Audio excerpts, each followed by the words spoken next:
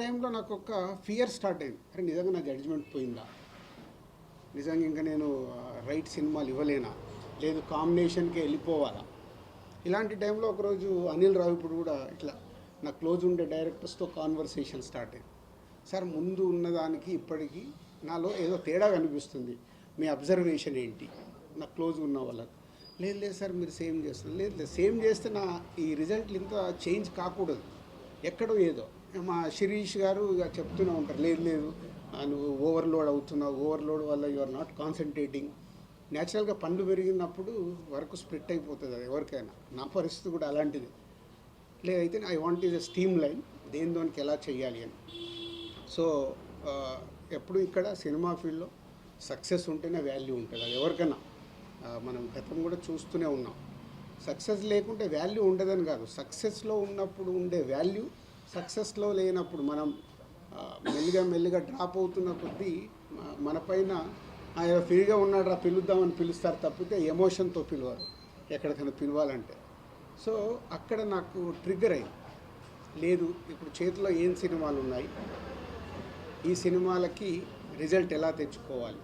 అలాంటి టైంలోనే శంకర్ గారి ఇండియన్ 2 రిలీజ్ అవ్వడం, ఇండియన్ 2 రిలీజ్ అయ్యి రిజల్ట్ మనందరికి తెలిసిందే. సో అక్కడి నుంచి శంకర్ గారి మీద కూడా ఇంకా శంకర్ గారి దగ్గర నుంచి వస్తున్న గేమ్ చేంజర్ ఎలా ఉంటుంది, ఎక్కడ కూడా సినిమా పైన ఒక ఇంట్రెస్ట్, ఒక హీరో గారు తప్పితే ఇంట్రెస్ట్ క్రియేట్ చేయలేకపోతున్నాము. బయట కూడా శంకర్ గారు ఏం చేస్తారండి, ఇప్పుడు ఇక రాజుగారు కూడా జడ్జిమెంట్ ఎలా ఉంది చూస్తున్నాం కదా, ఈ సినిమా ఎలా ఉంటుంది, ఏం వర్క్ అవుతుంది, రకరకాలు వింటూ ఉన్నాను. సో వింటూ ఓన్ చేసుకుంటూ, లేదు ఈ సినిమా ఏది నమ్మాను, శంకర్ గారు కథ చెప్పినప్పుడు 4 years బ్యాక్ ఏమి బిలీవ్ చేశాము అది ఉందా, సినిమాలో అది డెలివరీ చేస్తున్నామా అనే దాని మీదే నంబర్ ఆఫ్ టైమ్స్ డిస్కషన్ పెట్టుకొని శంకర్ గారితో కూడా మాట్లాడుతూ. జనరల్గా మీ అందరికీ తెలుసు శంకర్ గారు ప్రొడ్యూసర్స్కి అంత యాక్సెస్ అనేది సినిమా విషయంలో, క్రియేటివిటీ విషయంలో ఏ పెద్ద డైరెక్టర్ కూడా ఇవ్వరు.